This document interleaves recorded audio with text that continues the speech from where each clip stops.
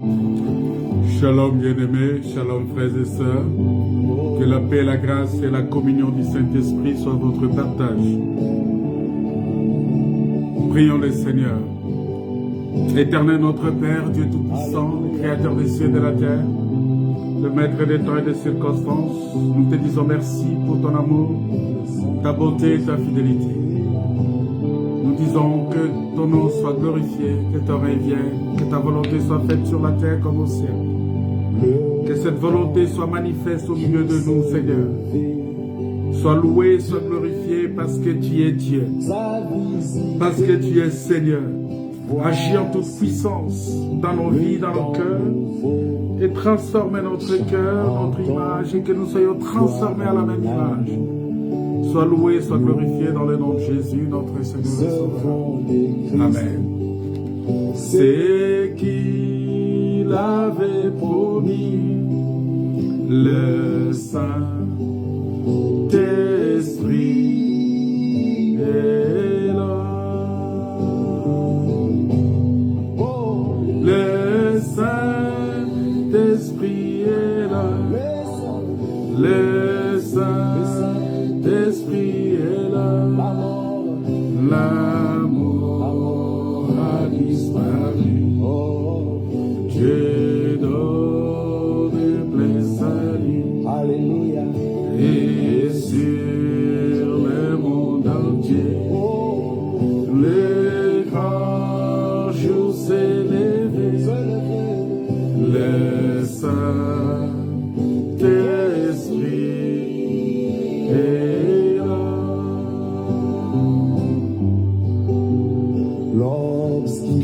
Lorsqu'il s'enfuit, la lumière a jailli, chasse de cœur troublé, toute crédulité, car Christ, le roi des rois, répand l'esprit des foi. Le Saint-Esprit est là. Le Saint-Esprit est là. Le Saint-Esprit est là. L'amour a disparu. Dieu donne plein salut. Alléluia. Et sur le monde entier, le grand jour s'est levé. Le Saint-Esprit est là.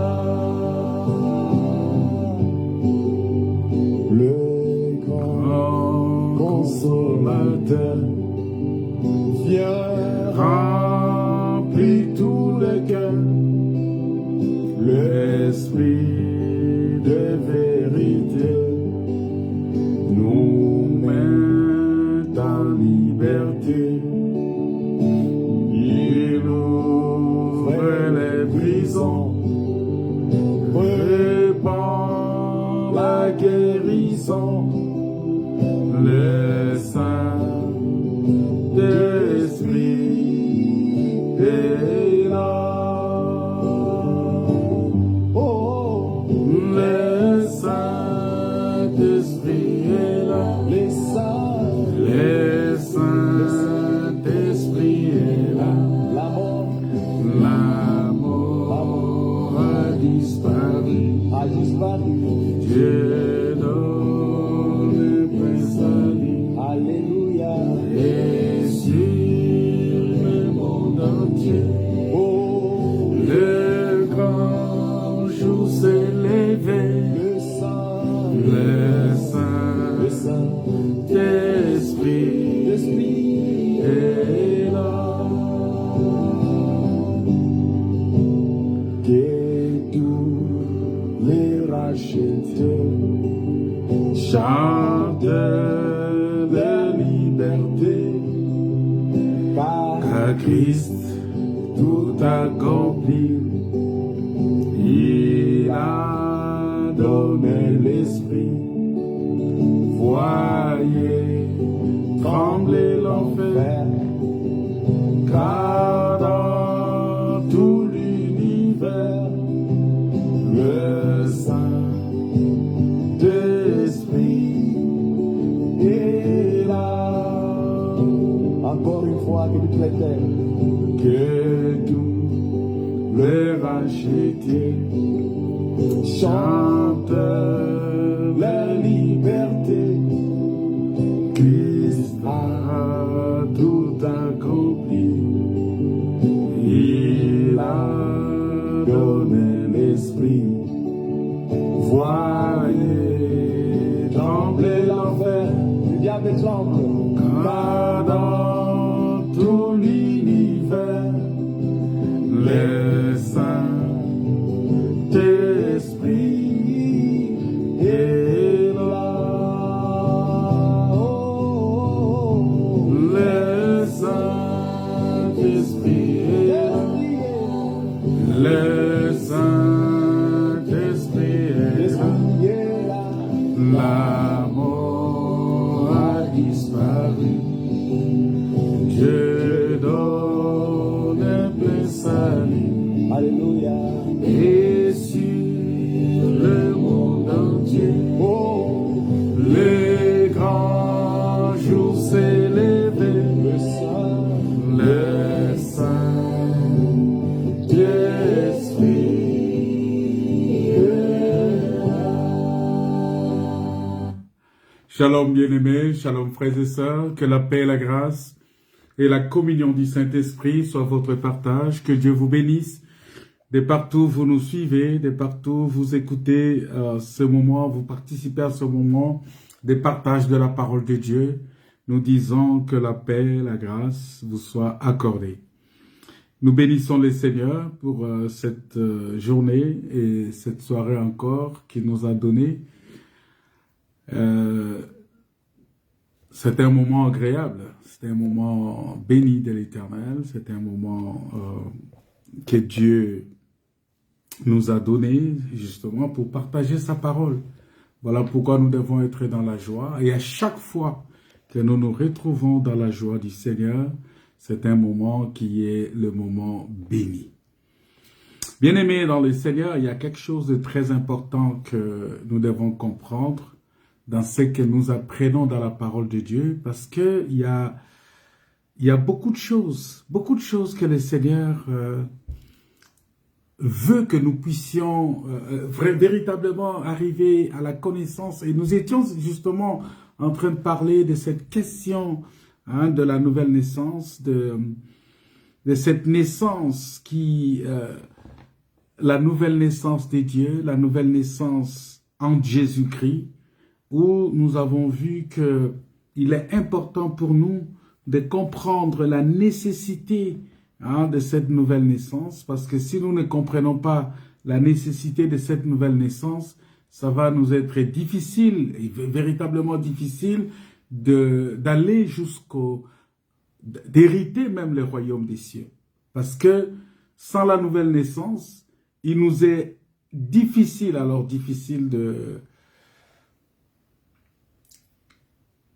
de comprendre véritablement ce que Dieu veut pour nous. Alors nous savons que ce que Dieu veut pour nous, justement, c'est que nous soyons nés de nouveau. Et nous avons vu que il y a beaucoup de choses, parce que il y a beaucoup de choses qui s'est fait dans cette dynamique justement de la nouvelle naissance que des fois nous n'arrivons pas à comprendre. Parce que à un certain moment, lorsque nous parlons de la nouvelle naissance, nous nous disons, mais de quoi il s'agit? De quoi il s'agit effectivement et pourquoi? Pourquoi on parle de cette nouvelle naissance? Parce que Jésus nous a dit dans sa parole que sans la nouvelle naissance, il est impossible pour l'homme d'hériter le royaume des cieux. Impossible. Tu ne peux pas dire que tu vas hériter le royaume des cieux sans que tu ne passes par la nouvelle naissance. Voilà pourquoi il a dit que ne vous éloignez pas de la ville, restez en place jusqu'à ce que vous soyez remplis du Saint-Esprit, jusqu'à ce que vous soyez remplis de la grâce de Dieu. Et quelqu'un qui est rempli du Saint-Esprit, il sort directement de l'idolâtrie. Il ne peut plus rester dans une forme d'idolâtrie où il est en train de faire des choses parce que, vous savez, je vais vous dire aujourd'hui clairement que tous ceux qui continuent à célébrer les fêtes de l'Éternel, en fait, les fêtes qui ont été instituées dans l'Ancienne Alliance, tous ceux qui continuent à célébrer ces fêtes-là, ils sont dans l'idolâtrie. Je dis seulement ça et je m'arrête là. Ils sont dans l'idolâtrie parce que ces fêtes-là ne sont pas faites aujourd'hui pour être célébrées. Parce que ce sont des fêtes qui ont été instituées et que ces fêtes-là, aujourd'hui, tout l'accomplissement de ces fêtes, c'est en Jésus-Christ. Quand on parle de la Pâque, c'est Jésus notre Pâque. Quand on parle de la Pentecôte, c'est Jésus notre Pentecôte. Quand on parle de la moisson, c'est Jésus qui est... C'est-à-dire toutes les fêtes qui ont été célébrées par les enfants d'Israël, aujourd'hui leur accomplissement, c'est en Jésus-Christ. Voilà pourquoi un enfant de Dieu qui est dans cette logique-là des fêtes, il est dans la logique de l'idolâtrie. Et ça, c'est aussi clair que ça. Parce que l'idolâtrie, ce n'est pas seulement mettre une statue devant soi et s'incliner devant. Non, c'est pas ça seulement. Ce n'est pas seulement ça l'idolâtrie. L'idolâtrie, c'est aussi lorsque quelque chose qui n'est pas approuvé par Dieu, qui n'est pas de Dieu, prend la première place dans ton cœur. Et voilà pourquoi le Seigneur nous demande justement d'être transformés par le renouvellement de notre intelligence. C'est-à-dire quand il parle du renouvellement de l'intelligence, ici il veut justement nous amener dans la dimension de la compréhension spirituelle des choses de Dieu. Parce que si nous ne comprenons pas les choses de Dieu de la manière spirituelle, il nous sera difficile de saisir la portée. Et ça va être très compliqué pour nous, parce que nous risquerons toujours d'être là, dans une sorte de... c'est comme si on était en train de tourner en rond, sans comprendre réellement où est-ce que nous allons. Parce que vous devez comprendre que ce qu'on appelle la nouvelle naissance, ou ce qu'on appelle la nouvelle naissance, ou être une nouvelle créature en Jésus-Christ. Parce que vous devez comprendre qu'une bonne partie des problèmes spirituels des enfants de Dieu aujourd'hui vient de ce que leur nouvelle naissance, quoique effective, reste un concept très flou. C'est-à-dire que il y a des gens qui pensent que c'est en allant à l'église qu'ils sont nés de nouveau. Il y a des gens qui pensent que c'est en donnant les offrandes, ils sont nés de nouveau. Il y a des gens qui pensent que c'est en prenant la Sainte Seine qu'ils sont nés de nouveau. Il y a d'autres qui pensent que, bon, voilà, en parlant en langue, ils sont nés de nouveau. Non. Vous voyez, c'est-à-dire, ça reste un concept très, très flou. Très flou dans leur intelligence spirituelle parce que, tout simplement parce qu'ils n'ont pas eu le temps d'écouter, parce que la Bible dit la foi vient de ce qu'on attend. La foi vient d'abord d'une claire compréhension de la parole de Dieu.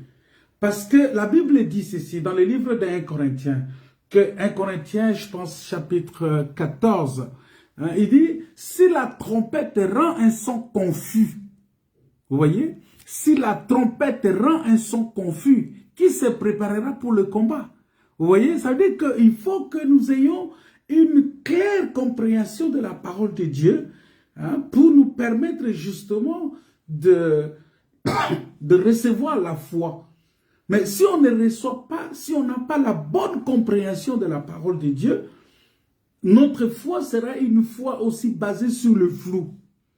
Parce que c'est pourquoi nous devons véritablement nous efforcer de clarifier les choses et de vouloir expliquer les choses parce que pour augmenter la foi, pour que la foi des enfants de Dieu puisse être augmentée, nous devons comprendre que l'état dans lequel nous nous étions retrouvés, l'état de péché, parce que quand nous avons désobéi à la loi de Dieu et que le Seigneur est venu vers nous pour nous restaurer, pour nous récupérer, il nous faut justement que nous puissions rentrer dans la terre et sortir de nouveau, vous voyez? Et ça, c'est ce qui s'est passé avec cet enfant-là. L'enfant qui a quitté la maison de son père, nous avons vu avec vous que cet enfant-là, son père a dit clairement que cet enfant ici, il était mort et maintenant il est revenu à la vie.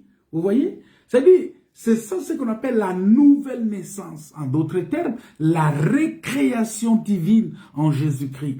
Et dans l'ombre, nous voyons que cet acte-là a été fait au moment lorsque le Seigneur a détruit toute la terre. Il a détruit toute la terre parce que tout a été détruit par l'eau. Vous voyez? C'est-à-dire que quand Dieu a fait pleuvoir de l'eau, la Bible dit que l'eau souterraine est sortie, l'eau est descendue du ciel et tout devrait être refait de nouveau. Et c'est ça ce que nous appelons la nouvelle créature. Vous voyez? C'est-à-dire que Dieu a décidé de recréer le monde. Et dans cette récréation du monde, il va maintenant faire en sorte que l'homme qui va être dans ce monde-là soit aussi un homme nouveau. Vous voyez? Et donc, la terre et le ciel qui sont sortis après le déluge, c'était un nouveau ciel, c'était une nouvelle terre. Vous voyez? Et cela a fait en sorte que on puisse commencer maintenant à parler justement de la nouvelle naissance. Et cette nouvelle naissance fait en sorte que nous puissions produire justement des fruits dignes de la repentance. Et ces fruits que nous allons produire, ce sont des produits qui sont... Ce n'est pas notre propre produit à nous, mais c'est les fruits de l'esprit. Vous voyez? C'est-à-dire que je ne vais plus produire moi-même les fruits, mais je vais utiliser le fruit du Saint-Esprit. Parce qu'il y a beaucoup de gens aujourd'hui qui continuent à marcher, à vivre avec leurs propres produits, avec leurs propres fruits. Alors que si nous cherchons à vivre avec notre propre produit, nous serons comme Caïn. Vous voyez, qui vit des efforts, de ses propres efforts. Mais le Seigneur veut que nous puissions vivre de produits d'un autre, le produit de Dieu, le fruit du Saint-Esprit. Et lorsque nous marchons avec les fruits du Saint-Esprit, c'est ça justement la grâce. Et notre salut dépend de ce fruit-là.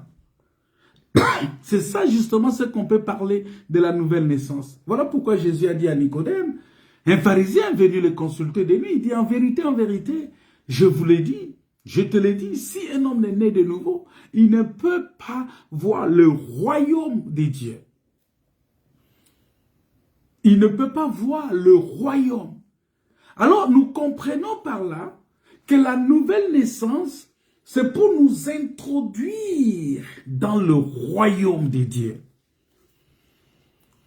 La nouvelle naissance est pour nous introduire dans le royaume des dieux. En d'autres termes, dans le règne des dieux. Voilà pourquoi Jésus-Christ est dans la prière. On va lire ces textes-là dans Luc chapitre 11. Il dit aux apôtres, il dit, si vous voulez prier, dites ceci. Il dit, verset 2, Luc chapitre 11, verset 2, il leur dit, quand vous priez, dites, Père, que ton nom soit sanctifié, que ton règne vienne. Vous voyez? Il dit que ton nom soit sanctifié, que ton règne vienne. Pourquoi il a dit? Il veut que les gens demandent le règne de Dieu, il demande que le règne de Dieu vienne, parce qu'il savait que la nouvelle naissance lorsqu'on est né de nouveau, on ne peut plus rester dans le royaume de ce monde. Lorsqu'on est né de nouveau, on doit entrer directement dans le royaume de Dieu. C'est-à-dire, entrer dans le royaume de Dieu de manière spirituelle. C'est-à-dire que je peux être là dans ce monde, c'est ce que la Bible dit. Nous sommes dans ce monde, mais nous ne sommes pas du monde. C'est-à-dire, tu es dans ce monde, mais tu n'es pas de ce monde. C'est-à-dire, tu n'es pas de ce royaume. Tu es quelqu'un du royaume de Dieu. Donc, tu es passager dans ce monde. Tu es étranger. Nous sommes des étrangers. Voilà pourquoi lorsque j'arrive quelque part, on me dit non, tu es un étranger. Oui, je suis un étranger. Je suis un étranger. Je ne suis pas chez moi ici. Je suis un étranger. Quelle que soit la forme que vous allez donner à cela, mais je reste et je demeure un étranger en étant sur la terre. Parce que je sais que le royaume auquel j'aspire n'est pas de ce monde. Et Jésus l'a dit, que mon royaume n'est pas de ce monde. Donc il a dit que ton règne, si vous voulez prier, dites que ton règne vienne. Mais pourquoi le règne de Dieu doit venir? Le règne de Dieu doit venir pour les gens qui sont nés de nouveau. Voilà pourquoi Jésus est né. Oui, effectivement, nous croyons que Jésus est né, mais il n'est pas né le 25, vous voyez, c'est ça, le 25 décembre. Hein? Mais il est né. Donc, cette réalité-là, nous ne pouvons pas nier ça. Mais Jésus n'est pas né le 25 décembre. Il y a aucune écriture, aucun texte qui dit qu'il est né le 25 décembre. C'est juste une date imaginaire que les gens ont mis ça pour aider les autres, ceux qui aiment l'idolâtrie, à rester dans l'idolâtrie. Vous voyez? Donc, il a donné cette date-là pour aider ceux qui veulent rester dans l'idolâtrie de continuer à célébrer la date du 25. C'est comme ceux qui célèbrent la date de Pâques, hein, le jour de Pâques. Vous voyez, ils célèbrent ça parce que cette date-là a été fixée pour aider justement ceux qui aiment rester dans l'idolâtrie. Vous voyez? Donc, pour vous dire tout simplement que, bien-aimé dans le Seigneur, il dit, mon royaume, Jésus a dit, mon royaume n'est pas de ce monde. Il n'est pas de ce monde. Parce que si le royaume de Dieu était de ce monde, il dit, ses serviteurs auraient combattu pour lui. Donc, c'est pourquoi il sait que tout celui qui est né de nouveau, il quitte le royaume de ce monde. Il quitte le royaume des ténèbres. Il quitte le royaume de Satan pour le royaume de Dieu. C'est-à-dire, la nouvelle naissance, en quelque sorte, est la décision du changement de royaume. Vous voyez? Et c'est ce que le Fils là a fait. Il s'est décidé, il dit, je me lèverai, je partirai. Vous voyez? C'est ça la nouvelle naissance. C'est-à-dire, il a quitté le royaume des porcs. Il a quitté le monde des porcs. Il a quitté ce royaume-là. Parce que la nourriture de ce royaume-là ne lui convenait pas. La nourriture que les gens mangent dans ce royaume, ce n'est pas sa nourriture. La vie qui est menée dans ce royaume de porcs, des gens qui se salissent tout le temps, des gens qui se vautrent tout le temps dans la boue, des gens qui mangent de tout, sans filtrer, sans examiner ce qu'ils mangent, parce que le porc mange de tout. Ce royaume-là n'est pas, cette vie-là, ce n'est pas la vie de fils. Vous voyez? Voilà pourquoi Jésus a dit, non, non, non, ce royaume, mon royaume n'est pas de ce monde. Parce que le royaume de ce monde est bâti sur la haine, sur les règlements des comptes, sur les œil pour œil, dent pour dent. Le royaume de ce monde est fondé sur la sorcellerie, la magie, sur le fétichisme, sur tout ce qui est de puissance des ténèbres, sur la magie, sur toutes ces choses-là. Le royaume de ce monde est fondé sur ces choses-là. Mais voilà pourquoi il dit, je ne peux pas utiliser les armes de ce monde pour mon royaume. Donc Jésus ne pouvait pas utiliser justement les armes de ce monde pour son royaume. Le mensonge, la cupidité, toutes ces choses-là, il ne pouvait pas utiliser ces méthodes-là pour son royaume. C'est pourquoi il dit, les armes avec lesquelles je combats sont des armes spirituelles. Même lorsque Pierre a sorti son épée, il dit, non, non, non, non, Pierre, remets ton épée, parce que mon royaume n'est pas de ce monde. Et regardez clairement, parce que si vous lisez, c'est pourquoi j'ai dit que Jésus est roi. C'est un roi. Mais il est né un roi humble. Vous voyez? Il est roi, mais dans sa naissance, il est né humble. Il est né dans l'humilité. Il est né dans une sorte qui ne frappe pas le regard. Voilà pourquoi, dans Matthieu chapitre 2, attends, je vais lire ça. Je parle un peu de ces choses, peut-être pour... vous voyez, quand les mages sont arrivés, les mages, ils ont posé la question, ils sont arrivés à Jérusalem, et ils ont posé la question, ils disent, où est le roi des Juifs qui vient de naître? C'est-à-dire, quand on parle de roi des Juifs, ça veut dire qu'on parle du royaume. C'est-à-dire, il y a un royaume. Et dans ce royaume-là, il y a un roi. Car nous avons vu son étoile en Orient. C'est-à-dire, le roi a une étoile. Le roi a une étoile. Et nous sommes venus pour l'adorer. Vous voyez? C'est-à-dire que, puisqu'il est né roi, nous sommes venus pour l'adorer parce que c'est un roi. Et Jésus l'a affirmé à Pilate, qui lui a posé la question, es-tu le roi des Juifs? Dans Matthieu chapitre 27, verset 11, il a affirmé, il a dit, Jésus comparut devant le gouverneur. Le gouverneur l'interrogea en ces termes, es-tu le roi des Juifs? Jésus lui répondit, tu l'as dit. Vous voyez? Ça veut dire qu'il est né roi, il est mort roi. Il est né roi, il est mort roi. Pourquoi? Parce qu'il est le roi des rois. Il est éternellement roi. Il n'a pas été fait roi par le monde, il n'a pas été fait roi par les hommes, mais il est d'abord roi et il est né roi. Voilà pourquoi il est mort aussi roi.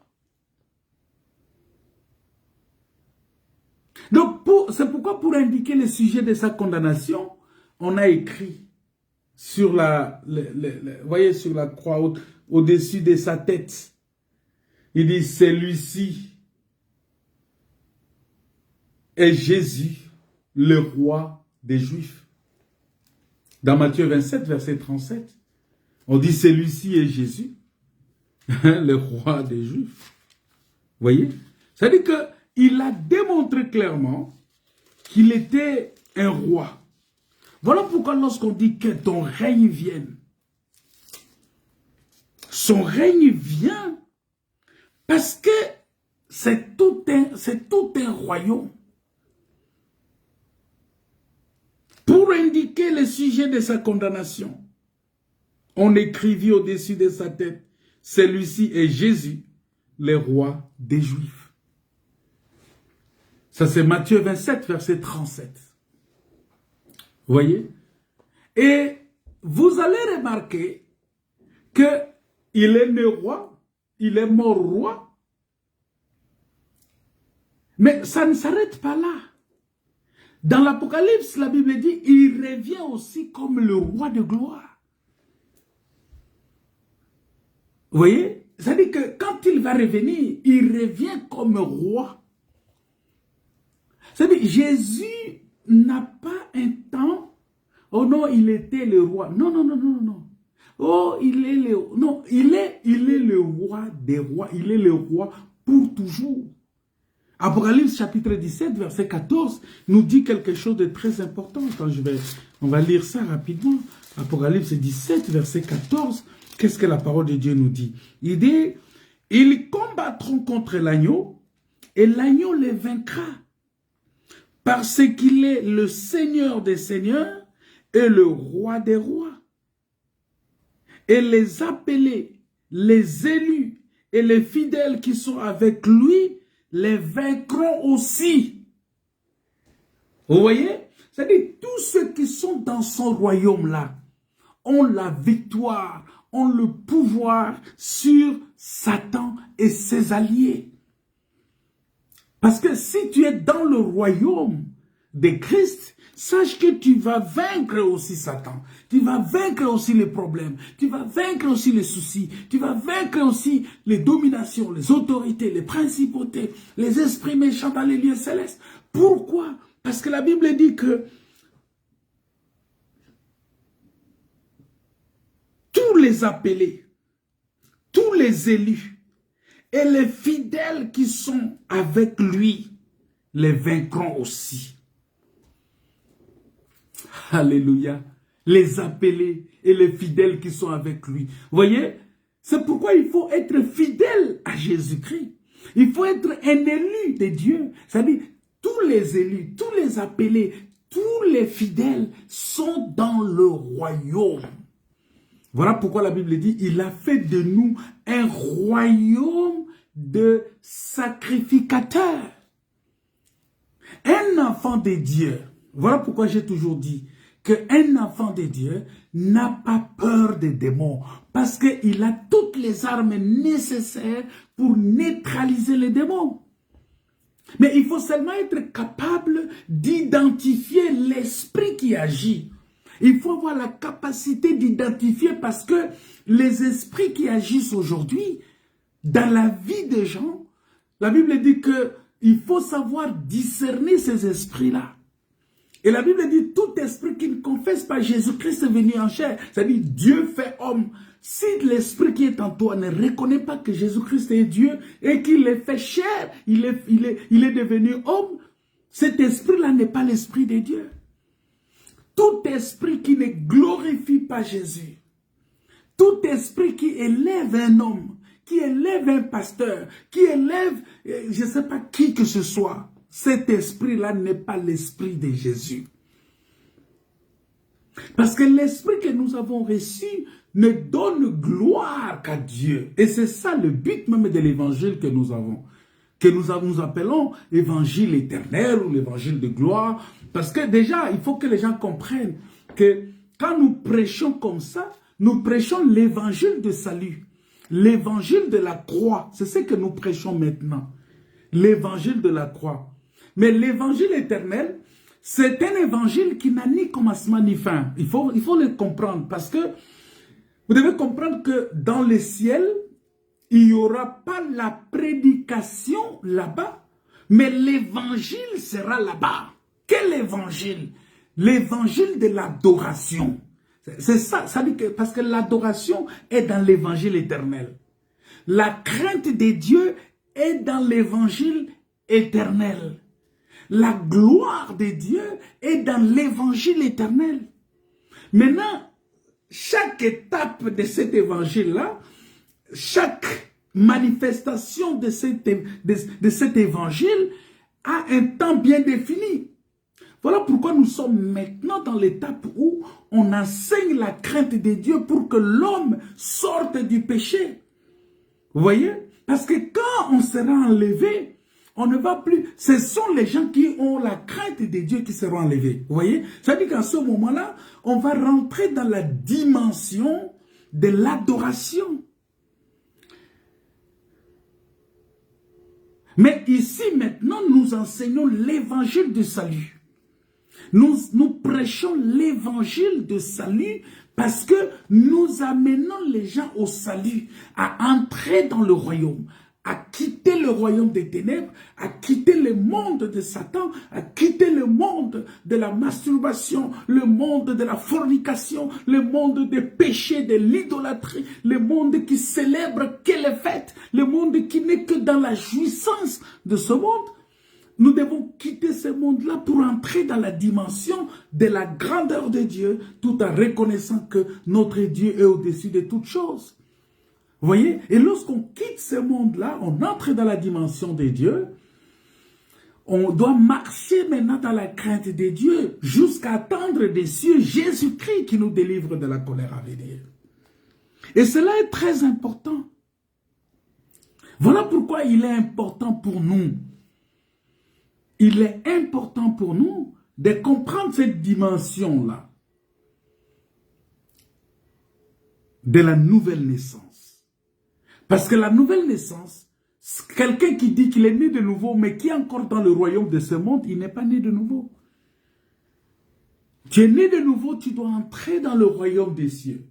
Tu dois entrer dans le royaume de Dieu. Voilà pourquoi la Bible dit que notre vie est cachée avec lui dans les lieux célestes. Un enfant de Dieu, c'est celui qui a sa vie cachée avec Dieu dans le lieu céleste. Voilà pourquoi la Bible dit que si tous les fidèles, les appelés, les élus qui sont avec Jésus, les vaincront aussi. Tu as déjà, ça veut dire que le Seigneur a déjà donné la possibilité, il t'a donné la possibilité de vaincre le diable, de vaincre l'ennemi, de vaincre Satan, de vaincre les puissances des ténèbres. Alléluia. Mais pourquoi tu pleures? Pourquoi tu t'inquiètes tout le temps? Pourquoi tu te laisses abattre par ces difficultés, par ces soucis? Non, tu as déjà la victoire. Parce qu'il est écrit que ceux qui sont appelés, ceux qui sont élus et les fidèles vont aussi vaincre.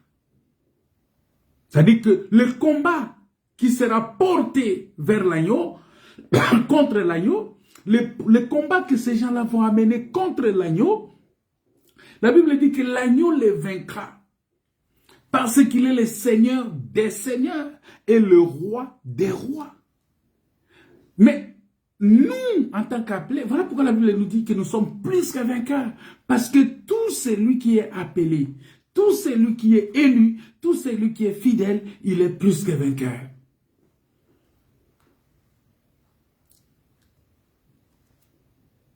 Bien-aimé, arrête de pleurer. Arrête de pleurer. C'est une question, je vais vous dire, c'est une question d'attente seulement. C'est une question parce que, vous savez, attendre n'est pas facile, n'est jamais facile.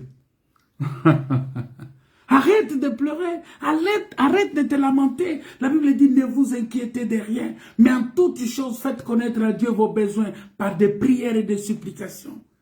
Vous savez, je vais vous dire seulement une chose, attendre, hein, ce verbe-là, attendre, n'est jamais facile. Non. Parce que si vous lisez dans le livre des Actes des Apôtres, chapitre 1, verset 4, quand je vais lire ça un peu, je pense que je dois retrouver ce texte-là. Oui, il dit, comme il s'est trouvé avec eux, il les recommanda de ne pas s'éloigner de Jérusalem, mais d'attendre. Vous voyez? Mais d'attendre ce que le Père avait promis, ce que je vous ai annoncé. Vous voyez? Il leur a dit d'attendre. Donc, cette parole-là, ce verbe-là est sorti de la bouche de Jésus. Il faut attendre. Parce que attendre n'est jamais facile. Et ça, c'est l'épreuve encore auquel, vous voyez, c'est une situation aussi difficile dans laquelle le Seigneur a soumis les apôtres. Job devrait entendre. Voilà pourquoi Job a déclaré, mon Rédempteur, il est vivant. Il se relèvera le dernier.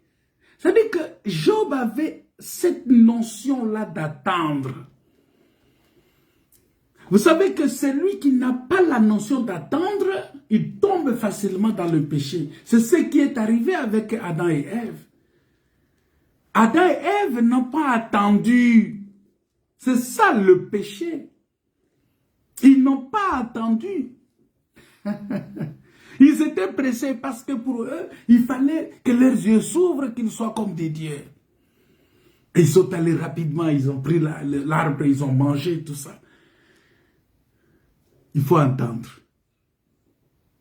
Oui, c'est dur, c'est pas facile d'attendre. C'est pas facile. Mais il a été demandé, vous allez voir que il a été demandé aux disciples d'attendre. C'est pas facile. Vous voyez, bien aimé dans le Seigneur, attendre, c'est aussi une sorte de souffrance, de renoncement personnel. C'est pas facile. C'est autant plus aigu que nous sommes entourés des dangers, des besoins. Il y a beaucoup de choses qui nous entourent. Il y a des pressions financières extraordinaires. Il y a un monde, il y a beaucoup de choses qui nous entourent. Tu te sens étouffé à un certain moment. Tu te dis, mais est-ce que je dois continuer à entendre? Oui, un enfant de Dieu doit entendre. Parce que la victoire, on l'a lu dans Apocalypse 17, que les fidèles, les élus, vaincront aussi. Les appelés vaincront aussi. C'est-à-dire que nous allons vaincre. Quelle que soit la situation qui peut arriver, reconnais ce soir que tu es plus que vainqueur. Tu vas vaincre. Tu vas vaincre ces problèmes. Tu vas vaincre ces difficultés. Tu vas vaincre ces pressions financières. Tu vas vaincre cette situation-là. Tu as une vie conjugale à sauver. Sache que tu vas vaincre. Il faut toujours persévérer. Ce n'est pas pour rien. Cette notion-là de la persévérance a été introduite dans la vie des apôtres. La Bible dit dans Actes des Apôtres, chapitre 2, verset 42, qu'ils persévéraient dans l'enseignement des apôtres. Ils persévéraient dans la communion fraternelle. Ils persévéraient dans les prières. Il persévérait dans la fraction du pain. Vous voyez, c'est-à-dire que la persévérance, il faut attendre avec persévérance. C'est très important. Et celui qui est plus que vainqueur, c'est celui qui a persévéré. C'est pourquoi la Bible dit, vous lisez dans l'Apocalypse, c'est lui qui persévérera jusqu'à la fin. Vous voyez, c'est ça la notion d'attendre. Il faut attendre, mon frère. Un né de nouveau, il attend la manifestation de Dieu dans sa vie. Parce que ce n'est plus toi qui agis, c'est Dieu qui agit en toi. C'est Christ qui vit en toi. Mais attends. Il faut attendre le moment de Dieu.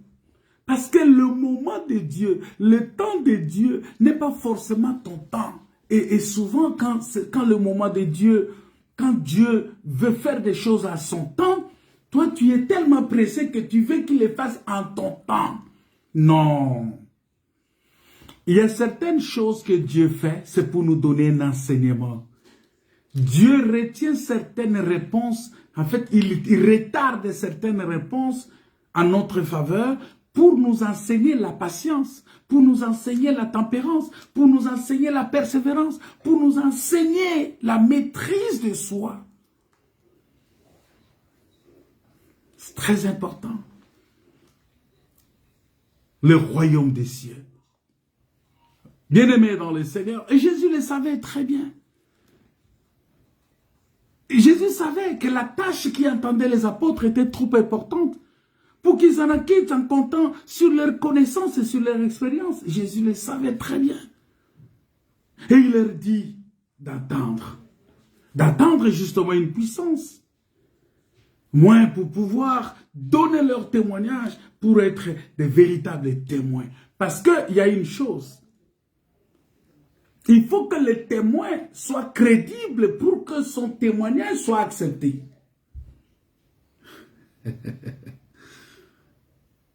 C'est ça le problème. C'est ce que Dieu a dit, qu'on ne peut pas mettre le vin nouveau dans un vieil outre. Vous voyez? Et c'est la difficulté aussi que nous avons aujourd'hui. Nous devons être transformés, nous. Nous devons être transformés pour que le message que nous sortons ait de l'impact sur ceux qui entendent. C'est très important. Et ça, c'est quelque chose que nous devons... Voilà pourquoi nous disons que Jésus, il a parlé de son royaume. Pendant autant de jours que la pluie tomba, lors du séjour de Noé dans l'arche, il a parlé de son royaume. Il dit, écoutez, Jésus en personne, enseigner sur le royaume, c'est peut-être moins une école que... C'est comme les gens sont en train de... Lorsqu'on dit, bon, on va rentrer dans une école de disciples ou une école de formation, tout ça, ainsi de suite. Il faut faire attention. Le royaume de Dieu, bien-aimé, c'est pourquoi il dit que ton règne vienne. Que ton règne vienne. Parce qu'il est le roi des rois. Il est le roi des rois. Et le roi des rois, le roi sacrificateur, qui a fait de nous un royaume de sacrificateurs pour Dieu, nous avons la victoire. Parce que si Jésus est en nous, et que ce n'est plus nous qui vivons, c'est-à-dire que la victoire qu'il avait dans le désert, sur le diable, sur la croix, dans la tombe, quand il est ressuscité, et la victoire aussi, quand il reviendra sur cette terre, cette victoire-là est aussi notre victoire. Cette victoire de Jésus est aussi notre victoire. Voilà pourquoi il a déclaré ici que les appelés, les élus et les fidèles qui sont avec lui vaincront aussi. J'avais posé une question une fois ici. Est-ce que Dieu est-il fier de toi? Est-ce que Dieu peut rendre témoignage? Dieu peut témoigner de toi. Est-ce que Dieu peut parler de toi à Satan? Il peut dire, Satan, est-ce que tu as vu mon serviteur tel? Comme il a fait pour Job. Vous voyez, Job avait cette capacité-là d'attendre. Mais est-ce que Dieu peut parler de toi? Dieu peut dire, bon écoutez, est-ce que... Oui, est-ce que Dieu peut parler de toi à Satan? Il peut dire à Satan, est-ce que tu as vu ma soeur Kesseline? Est-ce que tu as vu ma fille Kesseline? Est-ce que tu as vu mon frère Farid? Est-ce que tu as vu ma fille Julie? Est-ce que tu as vu mon frère Gilles? Est-ce que tu as vu mon frère tel? Est-ce que tu as vu telle personne, tel frère, telle sœur? Est-ce que tu as vu ce frère-là? Est-ce que tu as vu ma sœur Francine? Est-ce que tu as vu Merveille? Il peut dire ça. Est-ce qu'il peut poser la question à Satan en ton nom? Comme il a fait pour Job. Parce que pour Job, il a dit clairement. Il a dit, est-ce que tu as vu mon serviteur? Parce qu'il faut que derrière, que tu aies cette capacité-là d'attendre le temps de Dieu. D'attendre. Parce que si tu es réellement dans le royaume de Dieu, il faut savoir aussi dans quel royaume tu vis. Parce que frère, il n'y a que deux royaumes. Il n'y a que deux systèmes.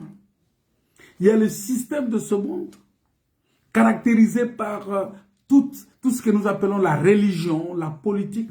Parce que la religion est dans le système de ce monde. La politique est dans les systèmes de ce monde.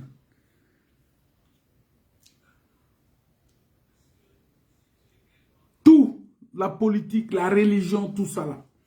Parce que Dieu n'est pas dans la religion. Dieu est en Christ. Il est dans la foi en lui. Si tu as la foi en lui, il est avec toi. Voilà pourquoi dans notre relation avec Dieu, il importe que premièrement, son règne soit manifesté dans notre vie. Il faut vraiment que son règne, il faut que nous nous assurons que, oh Seigneur, que ton règne se manifeste dans nos vies. Parce que tant qu'il y a le règne de Dieu dans nos vies, en ce moment-là, nous pouvons espérer être de ceux-là qui sont sauvés.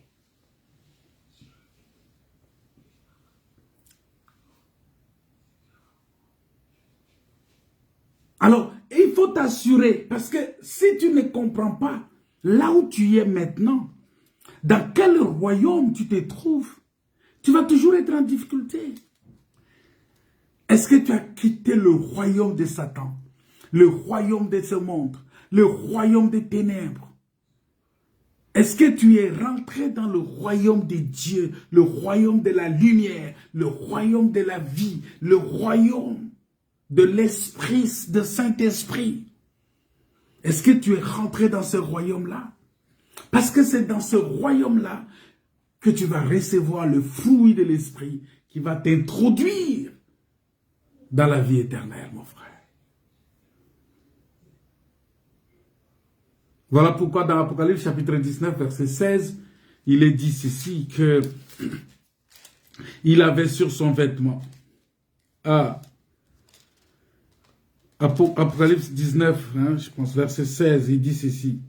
Il dit, il avait sur son vêtement et sur sa cuisse un nom écrit, Roi des rois, Seigneur des seigneurs. Vous voyez? Sur la cuisse. Vous voyez? Voilà pourquoi Abraham, lorsqu'il voulait envoyer l'ancien de sa maison pour aller prendre une femme pour son fils Isaac, il lui a dit de poser sa main sur sa cuisse pour faire le serment. La cuisse d'Abraham.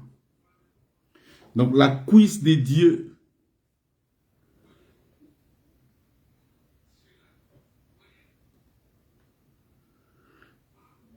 On dit, de sa bouche sortait une épée aiguë pour frapper les nations. Parce qu'il les pètera avec une verge de fer. Et il foulera la cuve du vin de l'ardente colère du Dieu Tout-Puissant. Il avait sur son vêtement, il avait sur son vêtement, cette personne-là qui est le fidèle, celui qui le montait s'appelait le fidèle et véritable. Il juge et combat avec justice. Et c'est celui-là qui a sur sa cuisse un nom qui est écrit. Vous savez, la cuisse, c'est une partie intime de l'homme. C'est-à-dire, c'est dans l'intimité que tu peux découvrir justement la seigneurie de Jésus-Christ et la royauté de Dieu, dans l'intimité. C'est dans l'intimité que tu peux découvrir cela.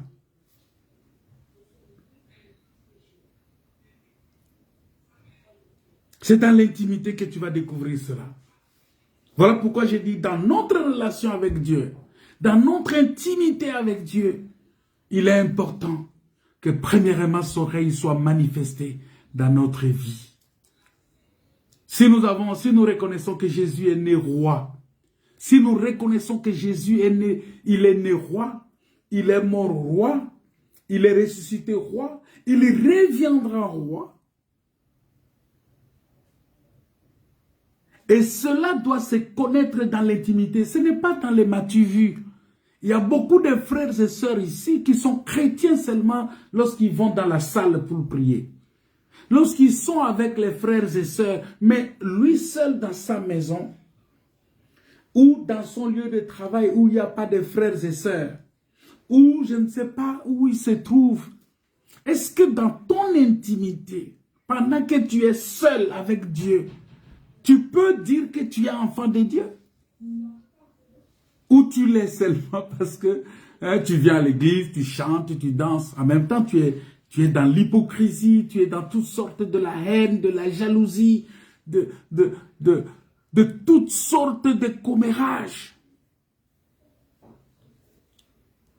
Ça ne marche pas, frères et sœurs. Ça ne marche pas comme ça.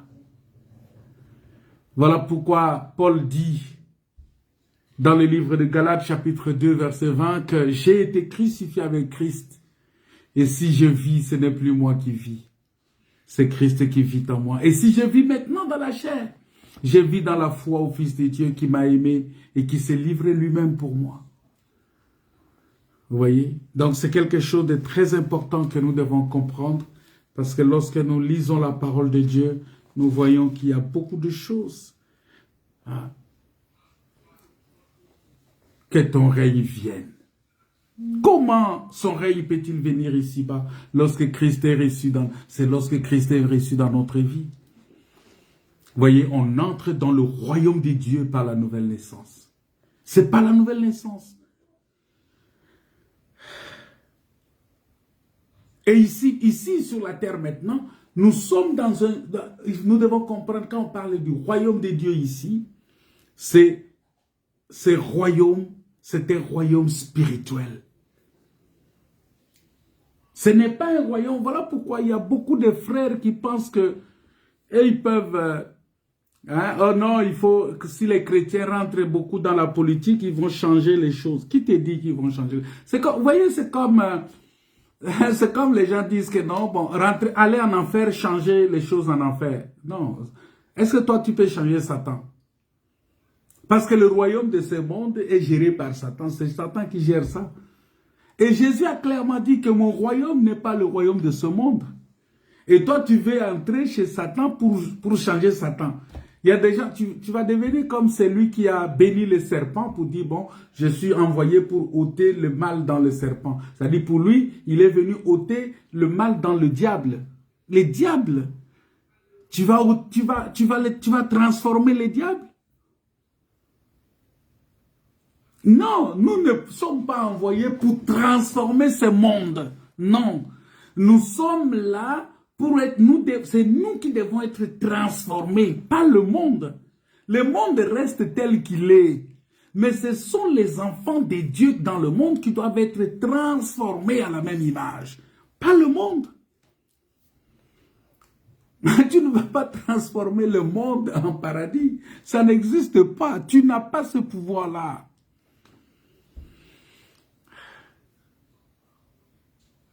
Donc, si tu dis, oh, je vais rentrer dans la politique pour changer les choses, qu'est-ce que tu vas changer?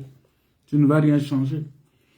Donc, le royaume dans lequel nous parlons ici, c'est un royaume spirituel. C'est un royaume de lumière. C'est un royaume de gloire de Dieu. C'est un royaume de la parole de Dieu. Voilà pourquoi dans Luc chapitre 17, on va lire ce texte-là.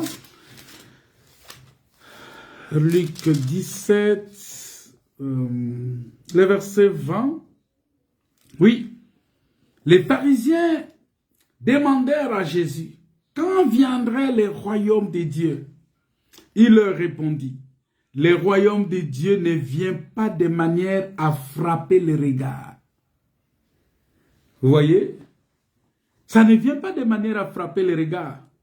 On ne dira point, il est ici ou il est là, car voici le royaume de Dieu est au milieu de vous.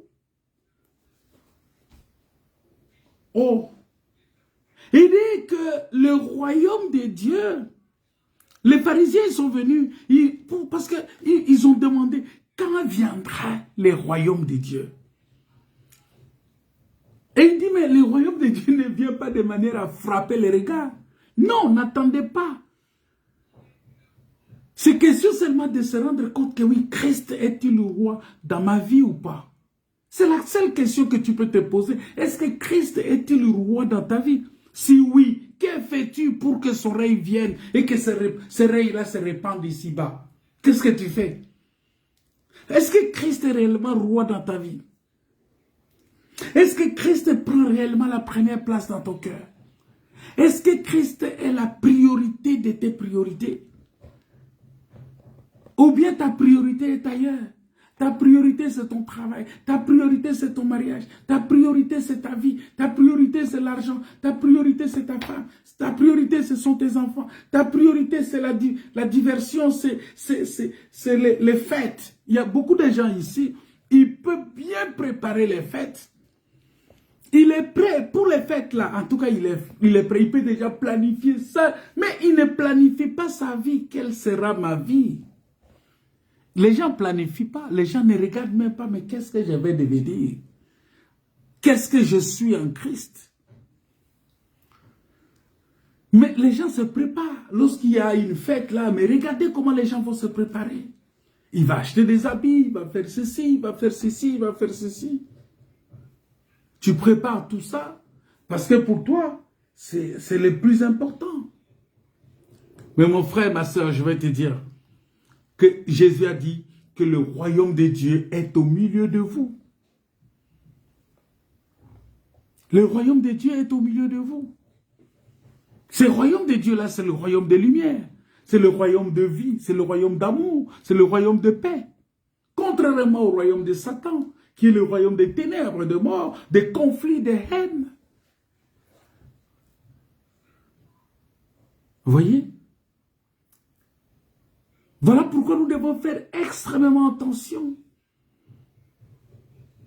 Le royaume de Dieu ne vient pas de manière à frapper les regards. Mais le royaume de Dieu est en toi. C'est lorsque tu acceptes Jésus comme ton Seigneur et Sauveur. Ce n'est pas par un tapage. C'est dans l'intimité qu'on reconnaît le royaume de Dieu dans son cœur. Voilà pourquoi il faut faire extrêmement attention. Il faut faire extrêmement attention, bien-aimés. Ce n'est pas pour rien. Dieu a dit à l'apôtre Paul, il lui a dit quelque chose de très important. Dieu lui a dit, écoute, je t'ai choisi du milieu de ce peuple, du milieu des païens, vers qui je t'envoie, afin que tu leur ouvres les yeux pour qu'ils passent des ténèbres à la lumière, de la puissance de Satan à Dieu, pour qu'ils les reçoivent par la foi. Vous voyez? Donc le royaume de Dieu, on le reçoit par la foi.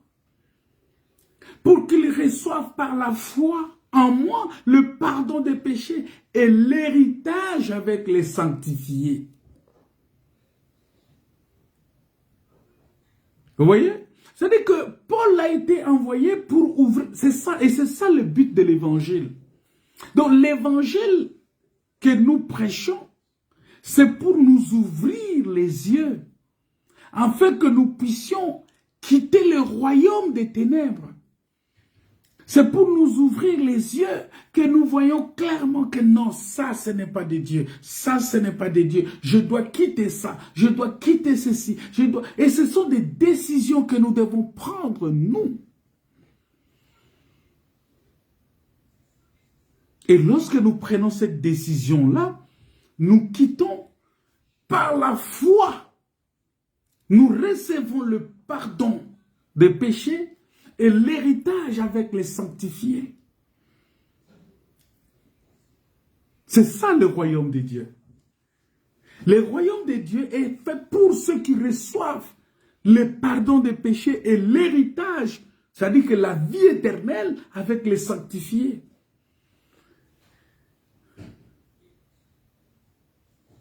Pardonne-nous nos offenses comme nous pardonnons à ceux qui nous ont offensés. Voilà pourquoi, bien-aimés dans le Seigneur, Colossiens chapitre 1 verset 12 dit ceci, que rendez grâce au Père. Quand je vais vraiment lire les textes convenablement, comme c'est écrit, parce que la tête commence aussi à être fatiguée.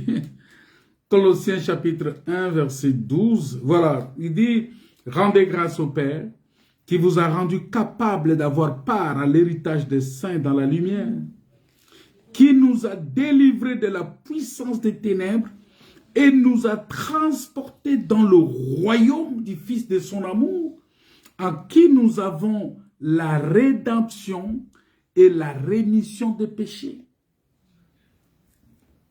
Vous voyez? Et c'est ça la vision de Dieu. La vision de Dieu, bien-aimé, c'est pour le salut des âmes.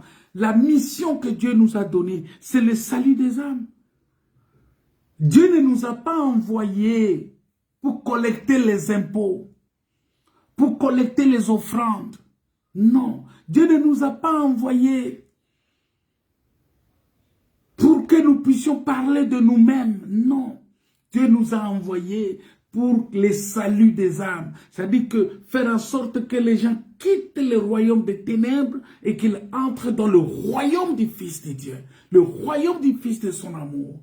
Et c'est très important Parce que son règne, le règne de Dieu, doit s'étendre sur tous les hommes. Ce n'est pas par la force, mais par l'amour.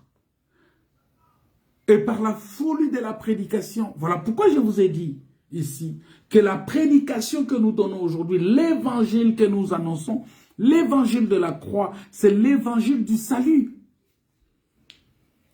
Ce n'est pas seulement un évangile de démonstration des connaissances. Parce que la Bible dit qu'il a plu à Dieu de sauver les croyants par la folie de la prédication. Vous voyez, on appelle ça une folie, la folie de la prédication. Parce que la prédication de l'évangile est confiée aux enfants du royaume de Dieu. Ce n'est pas confié aux anges, non. Pas aux anges, c'est aux enfants du royaume. Dieu n'a jamais appelé un ange fils. Mais cela a été confié aux enfants du royaume. Voilà pourquoi nous devons faire très attention. Si vous lisez l'histoire de Corneille, vous allez voir toutes ces choses-là, comment le Seigneur a appelé Pierre pour aller prêcher le royaume de Dieu dans la maison de Pierre. Voilà pourquoi nous devons aujourd'hui participer à ce travail-là. Tout le monde est appelé, à part tout celui qui a cru, tout celui qui est dans le royaume, tout celui qui est appelé, qui est élu, qui est fidèle. Tout celui-là est aujourd'hui appelé à participer à ce travail, d'arracher les hommes du royaume de Satan pour les introduire dans le royaume de Dieu. C'est le travail que nous devons faire. Arracher les hommes, arracher les gens du royaume de Satan pour les introduire dans le royaume de Dieu. Le royaume de la lumière.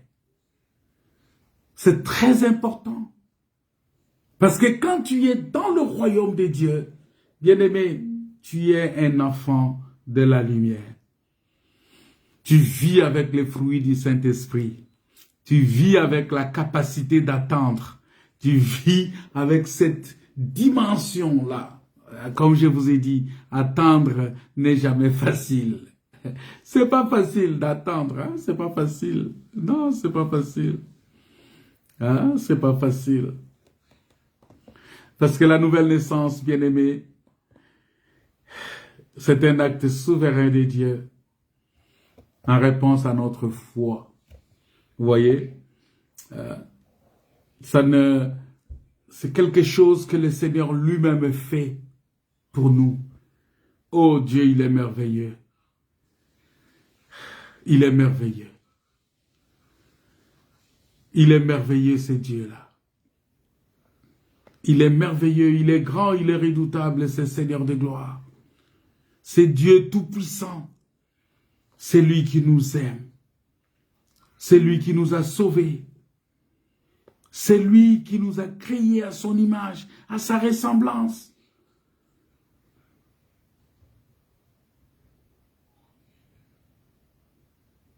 Alléluia. Bien-aimés dans le Seigneur, nous devons comprendre cela, que la vie éternelle n'est pas un don indépendant de Dieu, que nous gardons dans un coin de notre cœur, en vivant comme bon nous semble, non. Et que nous ressortirons à un moment donné tout ça de notre vie.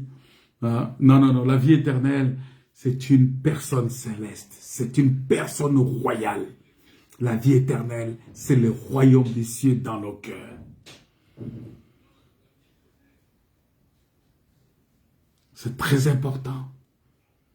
Une personne royale qui vient habiter un cœur en roi de rois. Il vient vivre dans notre cœur en roi de rois. Il est notre roi. Il est notre Seigneur. Il est le Seigneur de gloire. Voilà pourquoi, bien-aimés dans le Seigneur, il est très important pour nous, à chaque fois que nous regardons cette parole, à chaque fois que nous suivons cette parole, nous voyons la gloire de Dieu, nous voyons la main de Dieu, la main puissante de Dieu, parce que nous comprenons à ce moment-là que Dieu est notre grand, Dieu est grand, il est notre grand Dieu, il est notre Seigneur, il est notre Sauveur.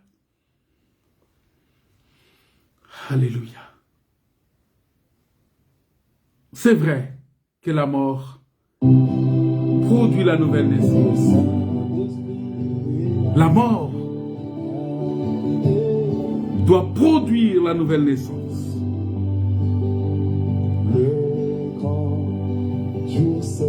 Voilà pourquoi nous retrouvons cette vérité à travers le contexte du sacrifice d'Isaac. On l'amène sur la croix. Isaac qui est l'héritier des promesses faites à Abraham. Abraham qui est le père de toutes les nations. Lui qui est le saint, appelé de Dieu. La Bible dit que nous allons vaincre aussi avec lui. Alléluia. Esprit est là. Alléluia. Le Saint-Esprit est là. Le Saint-Esprit est là. Notre plus grande victoire, bien-aimés, c'est de mourir avec Christ, identifié en sa mort, parce que tout ce qui est terrestre dans notre vie doit mourir, pour que le céleste prenne place et glorifie le Seigneur en nous. C'est comme il est dit dans Romains chapitre 8, il dit quelque chose de très important. Il dit ainsi donc, frères, nous ne sommes point redevables à la chair pour vivre selon la chair. Il dit, si vous vivez selon la chair, vous mourrez. Mais si par l'esprit, vous faites mourir les actions du corps, vous vivrez. Vous voyez? Entrons dans le royaume des lumières. Mais pour entrer dans le royaume de Dieu, il faut se retrouver sur le chemin royal. Le chemin royal, la route royale, c'est Jésus-Christ. C'est pourquoi Jésus a dit, je suis le chemin. Quel chemin? Il faut faire attention. Il est le chemin royal qui va vers le royaume des lumières. Si tu es dans ce chemin-là, tu vas aller dans le royaume des lumières. Tu vas quitter le royaume des ténèbres et tu vas entrer dans le royaume des lumières. Sois béni, soyez bénis, soyez comblés de la grâce de Dieu, bien-aimés dans le Seigneur. Que le Saint-Esprit remplisse vos cœurs au nom de Jésus. Au nom de Jésus. Seigneur Dieu Tout-Puissant, remplis-nous de ton esprit. Remplis-nous, Seigneur. Nous avons besoin de vivre dans ton royaume, dans le royaume de Dieu, dans le royaume de Dieu, dans le royaume saint, dans le royaume de l'Éternel, le royaume de l'Esprit Saint. Seigneur, manifeste ta puissance et ta gloire dans nos vies. Laisse que, Seigneur, notre vie soit le reflet de ta parole. Que la parole de Dieu soit faite chair en nous. Que nous soyons la manifestation de la parole de Dieu, Seigneur. Oh, que le royaume de Dieu s'installe réellement dans nos cœurs. Au nom de Jésus. Merci, Seigneur. Merci, Dieu Tout-Puissant. Sois loué, sois glorifié. Au nom de Jésus, notre Seigneur et Sauveur. Merci, Seigneur. Bien-aimés, que Dieu vous bénisse. Si vous avez été bénis par ces messages, partagez-le. Et n'oubliez pas que vendredi, nous aurons une veillée de prière. Nous serons là pour louer le Seigneur, adorer le Seigneur. Et je vous avais dit que il y a dans l'évangile éternel, il y a l'évangile de la croix qui est la crainte de Dieu. Dans l'évangile éternel, il y a l'évangile qui donne gloire à Dieu, l'évangile de la résurrection. Et dans l'évangile éternel, il y a l'évangile de l'adoration, c'est l'enlèvement. Vous voyez, c'est ça. Justement, il faut qu'il y a l'évangile de la mort de Christ, qui est l'évangile qui est la crainte de Dieu, et l'évangile de la résurrection, qui est l'évangile de la gloire de Dieu, et l'évangile de l'enlèvement, c'est-à-dire que l'évangile de l'adoration qui est l'enlèvement. Parce qu'à l'enlèvement, on ne va plus nous prêcher ce qu'on nous prêche maintenant.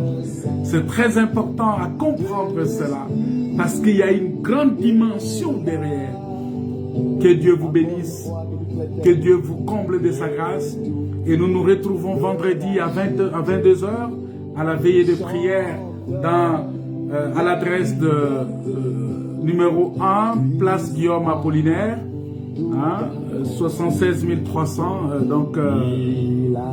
en Rouen. Donc, vous voyez le bâtiment de Triangle, commerce général Triangle. Dans ce bâtiment-là derrière, il y a une grande salle là-bas, c'est là où nous nous retrouvons pour le culte, pour rendre culte à Dieu. Donc on va se retrouver là-bas vendredi à 22h pour la prière. Que Dieu vous bénisse, que Dieu vous comble de sa grâce et que Dieu vous soutienne. Soyez bénis au nom de Jésus. Oui, c'est 76 000, pardon. Je parlais de 76 300, non, c'est 76 000. C'est à Rouen, 76 000 Rouen. Voilà, que Dieu vous bénisse, que Dieu vous comble de sa grâce, que Dieu vous remplisse de sa grâce, au nom de Jésus, notre Seigneur et Sauveur. Amen. Soyez bénis. Amen.